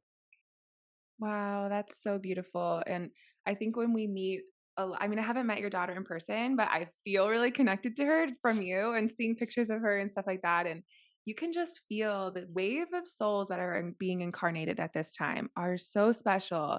These little star seed, old soul, like they are really here to usher in this new paradigm, but also the parents that they chose, AKA you, is the person who is making this great shift and being this bridge from growing up not being understood and not having this awareness, and then you are the one who chose to take in this awareness and chose to change your perception and then handed that down to the next generation. And so of course these old soul little starseed babies that are being incarnated at this time chose the parents that they did, who are being this bridge that is actually the one that is the cycle breaker, right? And it's just really beautiful to see that. And I think everyone listening will get so much out of what you just said, because that spaciousness and just saying to your projector child that it's okay, that I see you, that I understand what you're going through. I mean, I can't imagine if my parents told me that. Like, I think all I ever wanted to be told as a projector child was, you're special and I see that you're different. And I never got that, and that's part of my journey, and me being the cycle breaker and me being the one that discovers human design and passing it down to the next generation. So it's all beautiful, whether you are the child that gets to receive that from a young age or whether you're the parent that is the one making that shift. It's all beautiful. But I just really want to honor you and thank you for sharing your experience and your wisdom and your love with us all. And for everyone listening, you might have heard Monique say this in passing, but today is her solar return, the day that we're recording this. So I know that as you all are listening to this, it will already be past her solar return, but I also know that time is not linear. So I just want to invite everyone listening to just give Monique a beautiful wish from your heart and to just send out a little bit of love and gratitude for who she is, for her existence, for her sharing her wisdom and love with us, and just send a warm wish of blessings to her on her solar return. And we are as well. And Monique, thank you so much for being here. I'd love to ask you, where can people connect with your offerings and learn more about you and just stay connected with you in general? Thank you. Thank you for that. And thank you for all the future birthday wishes coming my way because I'm going to feel them. I know it. I love that. Thank you. I have a website. It's my name, MoniqueSampedro.com. You can go there and read about me and some other things. I also am pretty active on the Instagram, Monique Sampedro 22 there. And we also Love Human Bee Spirit also has an account on Instagram. And those are probably the places that I'm most active. I will say that my daughter Mia was recently on a podcast also, and it's called That's Your Trip, and it's by another projector, and she has her own episode. So if you want to kind of see us together, our dynamic, I really let her have the episode. I did my darndest to sit back and keep my defined throat like shut. But it's a cool place to see a little bit since we talked about parenting. I just wanted to mention that, but it's called That's Your Trip. You can find it on YouTube. And that was a pretty recent interview.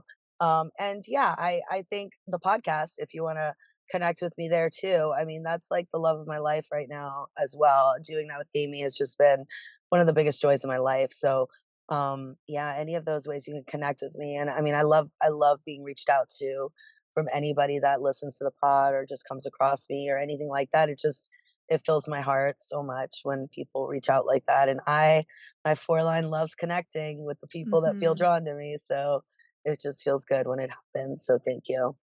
Yes, I love that. You all will love their podcast if you haven't listened to it, Love Human Bee Spirit. And I can't wait to check out Mia's episode on That's Your Trip. I'm excited to do that. And of course, everyone knows that on our recommended reader page on our website, daylunalife.com, you can find all of Monique's links there as well and watch a video of her talking and read her bio. And as we're wrapping up, Monique, I just wanted to ask you if there's any one last thing on your heart that you feel called to share with our audience in this moment. Hmm. Um, I think that, I mentioned a little bit that this journey for me has just been about like learning how to love myself and accept myself and trust myself and tune into those little places inside of myself that were always there that I maybe dismissed or overlooked or overrode or couldn't hear. And I would just encourage anybody that's hearing this to maybe try that out because it's pretty cool. Some of the stuff that you find inside of yourself that you really, I don't know if I didn't know was there or forgot was there or what, but I mean, it's very powerful to look within yourself and start to love yourself on this whole nother level, like really get in there. So that's what I feel called to share. And just, I encourage anyone listening to get in on that, get in on loving yourself because it's really freaking empowering. And I hope to be able to keep showing people that. So beautiful. I love hearing your wisdom and your insight, and I love learning from you. So I'm just so grateful that we got to have this conversation today, but also that we get to listen to you continually on your podcast. And where everyone can connect with you. I'm just so excited. So thank you so much. We love you. Thank you so much for being here today. Thank you. I love you girls. I mean, I just feel like you two have been probably two of the biggest inspirations in my life. And so I'm grateful like all the time for y'all. So thank you. Oh, thank you. All right. And our next guest is a 3-5 self-projected projector, Ellie Bee. And Ellie is one of our Costa Rica family members. So once again, just feels so good to be here. And also, anytime a self-projected projector is on a podcast, I'm here for it because I want their voice to just let it rip. And podcast is the perfect long form for that. So thank you for being here, Ellie. And how are you feeling today? Oh my gosh, so good. Yeah, I'm so stoked. I love y'all, and then any chance to just talk about myself and human design is even an extra bonus. So I'm stoked. Yes, I love it. And we want to start out with just giving you an opportunity to introduce yourself to our audience members. Tell us a little bit about what it is that you share and teach and do and how your human design readings operate. For sure. So, like y'all mentioned, I'm a 3-5 self projector. Um, but I also have a background in writing. I've been a writer across a bunch of different formats for over a decade now. So I really like to come at the lens of a human design reading through storytelling. When I look at someone's chart, I'm identifying certain patterns and things that kind of help weave a narrative. Like how can we write like the story of your life together using these pieces as kind of like a guide map to kind of give clues about your journey, where you're going, etc. So I think that's always interesting because everyone's chart has things that kind of repeat or like messages that your chart keeps trying to hit home. So I think that's always really interesting. I also particularly really like looking at the astrology glyphs in your chart to understand kind of your natural gifts. When I was first starting to study human design, like understanding, what those astrology and those glyphs mean and how they can translate felt the most tangible, right? Because sometimes you look at a gate and you're like, okay, I'm really good at processing information, or I have a lot of creative energy, but like, what does that mean tangibly? When you look at your astrology, you're like, oh, that's how I tap into my drive, or that's how I ground myself. And that to me made things a lot clearer. Yes, I love that so much because it's one of my favorite things to look at too. And it's just so exciting. I love hearing you talk about it because you're self-projected, I'm self-projected, and you're lighting my ass up right now. But it's so true. And you're so knowledgeable and you're able to look at all these different aspects. I think there's something to be said about getting a reading from a projector and also a projector who has so many open centers to be able to feel you and sense what you're needing and then be able to look at all the different aspects of like how can you actually make change and get this shit to work so that way you see progress and you're able to have less resistance and more growth and all the things. So I love that. Okay, so with your readings, are there different types of readings that you do or different areas that you really like to focus on? I think naturally in my life, I tend to attract a lot of generator creative women, which is great. I love working with creative folks in general. But I've just happened to work with a lot of women, which I love.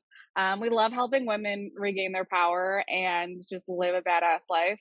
Um, I I would say in general, I offer like single readings just for someone who might wanting to learn more about their chart. I also offer couple readings. And for people who are like, I don't know about this human design stuff, like, I'm not sure if I want a full reading. I have been offering like voice note sessions. So it's just shorter, a little bit less expensive, and I'll send you a voice note after you book. So that way you can kind of like have something to save and review, but that's not as comprehensive as a full hour deep dive.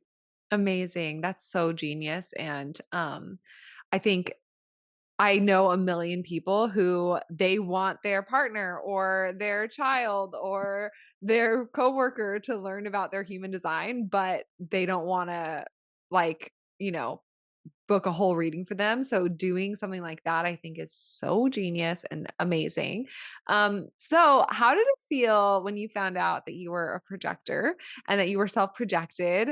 What was that journey like for you previous, like BC with human design and then AD with human Yeah, design? or like BP before projectorness. Yes, and then AP AP. after after projectorness.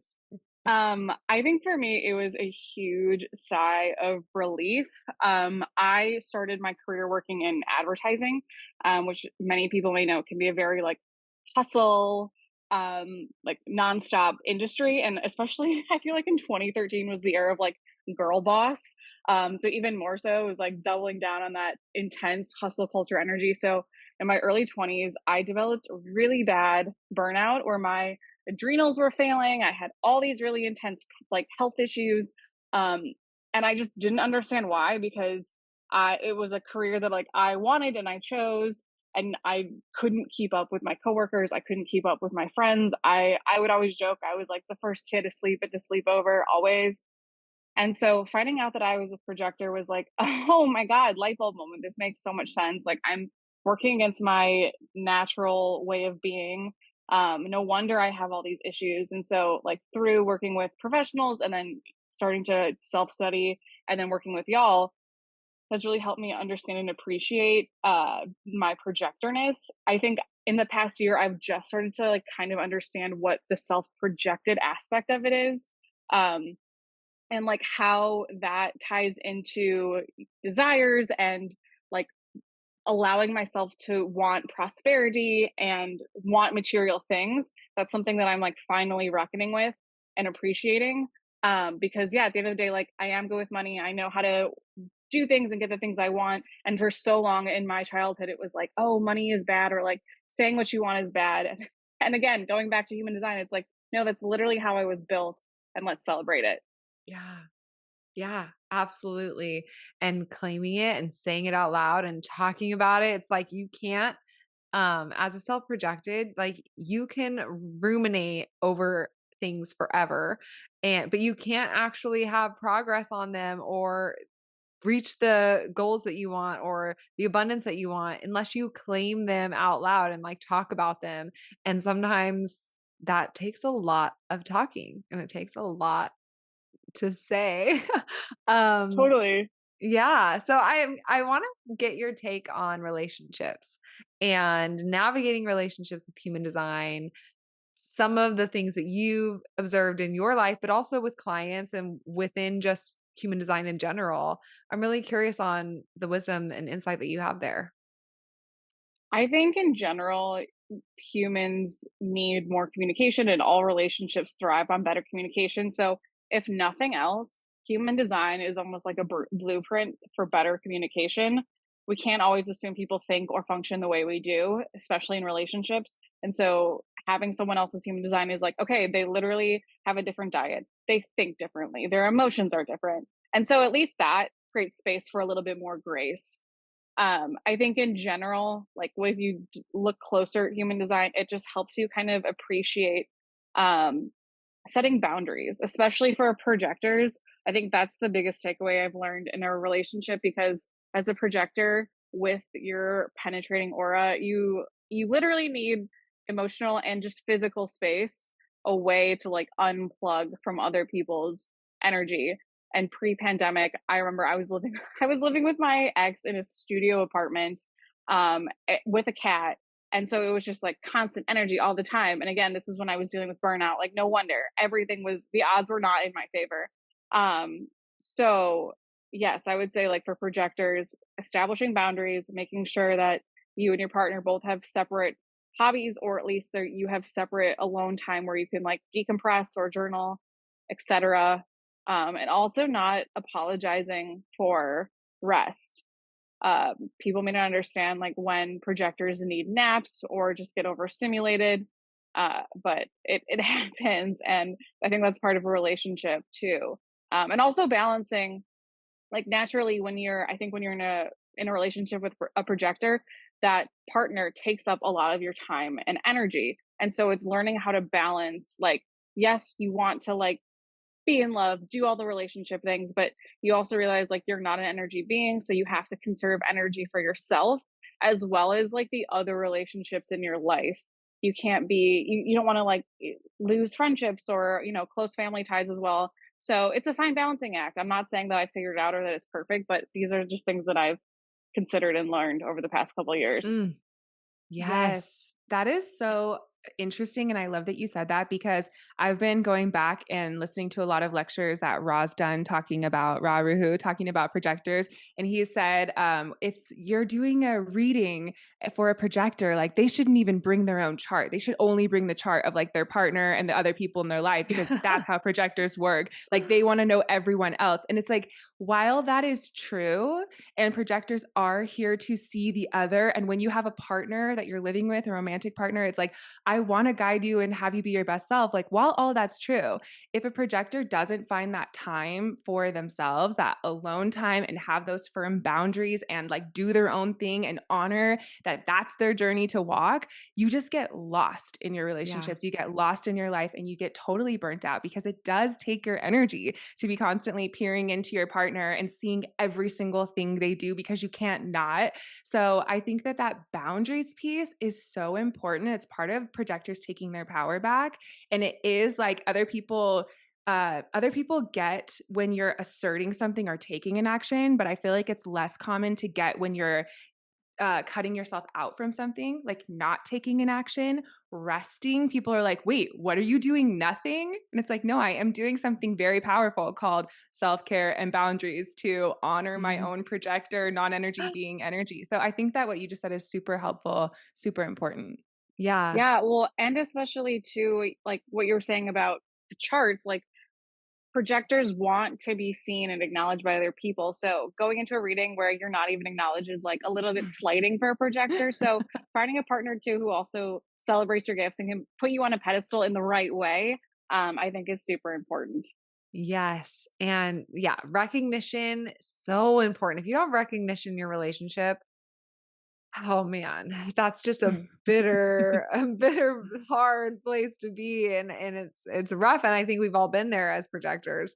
And the interesting thing with like, not getting lost in your relationship, like having the space to focus on yourself is so important. And, that's a, having that space alone. I mean, human design will preach till the cows come home. No, I've never said that saying in my life, but here we are.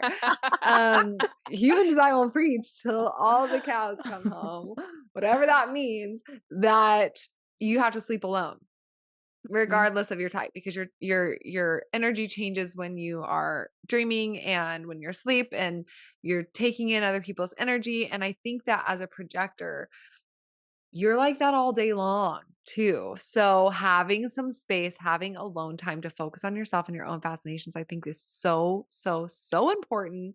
And I noticed that like now I've gotten so much better about it, but I noticed that on weekends when my husband's home for the majority of like I'm around him way more than during the week, um, that it's like I feel this pressure, enormous pressure to like go do all the things because I want him to be happy and I don't want to feel like I'm holding him back. We love doing everything together, but it's like, and I'll notice when people say like, wait, but you rested like half the day yesterday. Like today we need to go out and go explore, go hike or go here. And I'm like, no, I need to rest today too. And they're like, but you did that yesterday. It's like, I do that every day It's and I'm both. going to do it tomorrow as well.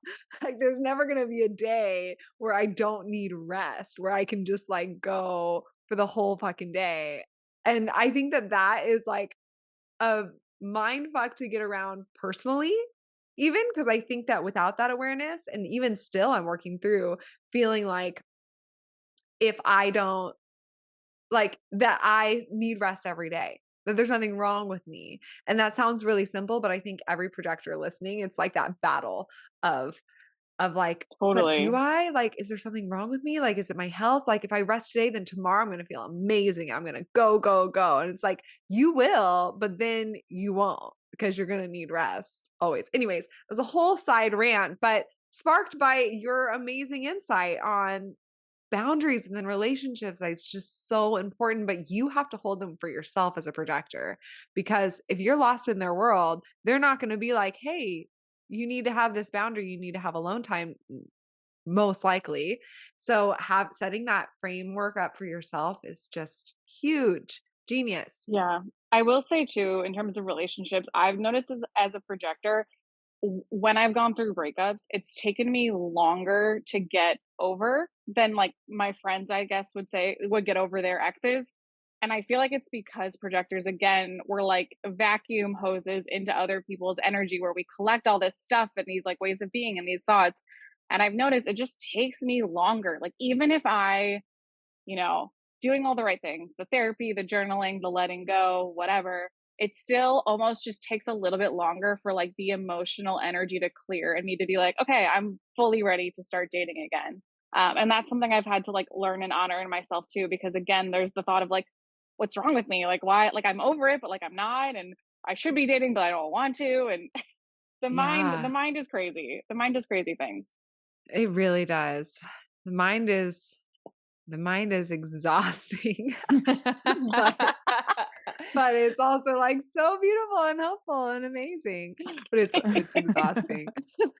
Like, I love it, but I love it, but like, chill, bitch. I need a Please. boundary with my mind. but yeah, it's interesting to think about how projectors, because of the way our aura works, we literally take in conditioning from other people the deepest. We're designed to, and it's part of our genius and it's part of our challenge. And when you're talking about a person that you've slept in the bed with and literally their energy goes inside your own body and charges you up like a battery, it's like you are really intertwined and intermeshed, and your aura is designed to absorb them, and your aura is designed to peer into their life and be invested in their life path and their unfolding. So it's always like a balance in life, I feel, to really let yourself care, because as a projector, when you care about people, that's a good thing. That's your success, is actually caring about people. And when you cut that off because it feels too much to be so sensitive to others, you're cutting off your greatest power source. And if you ever meet a projector that's apathetic about other people's journeys,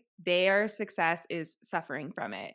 You know, a projector who actually gives a shit about other people is so good.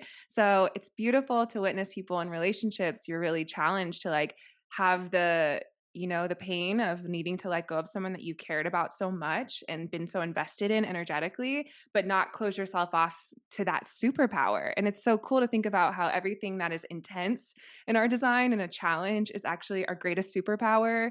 And just knowing that, I think, can really be something that changes your perspective on it. Like, instead of you comparing yourself to your friends, my friends are getting over this easier. Why? Like, what's wrong with me? Instead, it's like, oh, it's because I have this gift of being so connected to people and taking their energy in so deeply and seeing them so deeply. This blessing that I have in my life takes this much longer to navigate. Yeah. Absolutely. And I'm a projector, and I also have a completely open emotional center. So again, I feel like that's another pattern of like just completely taking on other things.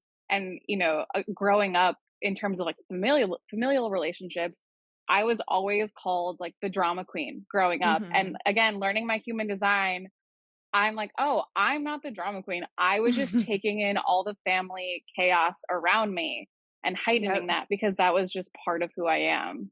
Yeah. Yeah, absolutely. I think the self-love that projectors need to give themselves that nobody else can give them is the most profound thing that a projector can do, because it creates the boundaries of like, okay, I'm no longer with this person that I've been so absorbed in, or I'm no longer amplifying this person that I've used to like so conditioned to amplify that. But I know who I am. I know what fascinates me. I know what my purpose is. I know what I love about myself without anybody else's influence in my energy. And a lot of that takes alone time to get there. And peering in with that same like peaky, sneaky, annoying little mosquito energy that you give to other people. Peaky, I kind of sneaky. like that. Yeah, I you kinda need to like peak that. sneak your own ass, like your own heart, and really like, but you have to be alone to do that. So I'm not telling Yeah. other projectors, go break up with your person and go spend 6 months alone. I'm just saying prioritizing that time to be alone, feel your own energy, be curious about your own self, and love the shit out of yourself, it creates this foundation that isn't rocked so hard when somebody else leaves or when something else changes that you've been absorbed in, because projectors can have that same like heartbreak relationship absorbed energy with work or with their house or with their child or, you know, their expectations even. So it's all about self-love. And that's the amazing thing with human design and with being a human design reader is helping people love themselves, because this languaging is so freaking empowering and specific, which talking to you, I'm just like, you get it, you know the language, you fucking projector the shit out of it. Every time I talk about a projector lately, I've been doing this hand motion of like a little It's like a little mosquito. beak. Yeah. Yeah, like a little beak that's trying to get in there and then open Pecking up. in. I will say, like, I remember in Costa Rica, towards the end, it was just like a nice realization of like, literally everyone is amazing. You know, like, I think in some other modalities and some other astrology apps, like they kind of fearmonger to get you to use the app more, or, you know, like there are certain things or certain ways of talking about astrology, other modalities now where there can be negative, quote unquote, negative things. Yeah. I like human design because literally it's just positive. It's like, hey, you're amazing and you're amazing. Like Oprah, you get a car, you get a car, you know? And that's what I think is so cool. Yeah, Yes. honestly, and the awareness transforms everything. Like just knowing about it is the alchemy that helps you realize how it is actually a gift and literally everything in your chart is. So beautiful. Okay, so I'd love for you to share, where can people connect with you and learn more from you, find your readings, and just follow along with you? Yeah, absolutely. So you can find me on Instagram or TikTok at Dreamers and Cowboys at both places. It's pretty simple.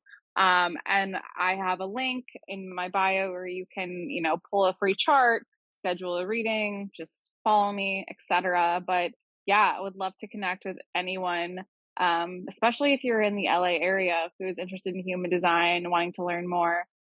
It's always great to meet new people and Yes. have new friends. Totally. You guys are Amazing. going to love Ellie's content. She is hilarious and she's such a beautiful storyteller and she's such a great designer. I'm a fan. So you guys are going to really love following her. And of course, you can find her on our website on our recommended readers section. You can watch her video there and read her bio and get all the links. And Yeah. Is there anything else on your heart, Ellie, that you want to share with our listeners? Anything that you're, you know, observing right now or processing, or just a little last bit of wisdom that you feel called to share? Oh man, I would say like whenever I'm been feeling hectic or scattered or all over the place, it always helps to come back to your chart. You can think like, yeah, I know I'm a projector, I know I'm this, but there it's so layered, and just having fresh eyes on it or exploring a new part of it, like it can just really, really, really help you. Yes. Beautiful. I know. I'm constantly doing that. Constantly like, oh shit, I need to look at my own chart. yeah, Like you're like Rob was telling someone saying. about, I'm yeah, always looking at other exactly. people's that I'm never So looking at true. my own. And it's like, that's such a great reminder that I'm constantly reminding myself of too. And I Um, like to say, you know how people do mirror work now, where you like look at your reflection in the mirror and find acceptance and go through all the things that you feel? I feel like looking back at your human design chart is, you know, the first time you find your chart, it's like discovering yourself for the first time in a mirror. And you're like, holy shit, that's what I look like.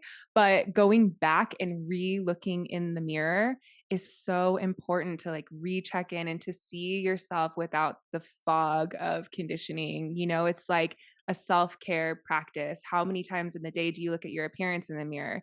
How many times of the day do you look at this soul mirror to really see yourself on that deeper level? I think yeah. is so healing. Yeah, Yeah. and as projectors, what we focus on expands. So if you're trying to clear that fog and like figure out who you are, change things, etc., just focusing on the gifts, the things that are positive, the things that you love about yourself, like that's just naturally going to start creating more of it. Yeah. Yeah. Beautiful. I love you, Ellie. I can't wait to hang out with you. I can't wait to create with you and do all the things in the future. Everyone listening, go follow along with Ellie. She is amazing. I feel like you're a celebrity, even though like I just feel like you have that energy. I always Thank have. The you. 3-5. It's the 3-5 Yeah, it's the profile. 3-5. I'm like, go watch her TV show. Like I genuinely feel like it's already out there. But yes, please go follow along. We love you. Thank you so much for being here today, and we'll talk to you soon. Sounds good. Thank you guys. Love y'all back. Wow, that was such an amazing episode. We love all of the individuals who shared their voices in this, and we're just so excited that all of us projectors can come together and can understand our unique energy and just learn from one another and share with one another. So I'm so grateful for everyone who shared their voices today. Thank you so much for listening. Of course, as we mentioned in this episode, if you want to book a reading with any of these individuals, you can find all of that on our website, daylunalife.com. And if you are feeling called to start sharing human design in your business or to create a business around being a human design reader, you can find our training on our website as well. And we're going to be offering a sale on our reader training coming in the new year, like in the beginning of the new year. So if it's been calling you, we really recommend using your authority, but stay tuned for that sale. And thank you so much for being here today. We hope you have a beautiful rest of your day. Thank you for tuning in with us today. If you like this video, be sure to like and subscribe to follow along and learn more about human design.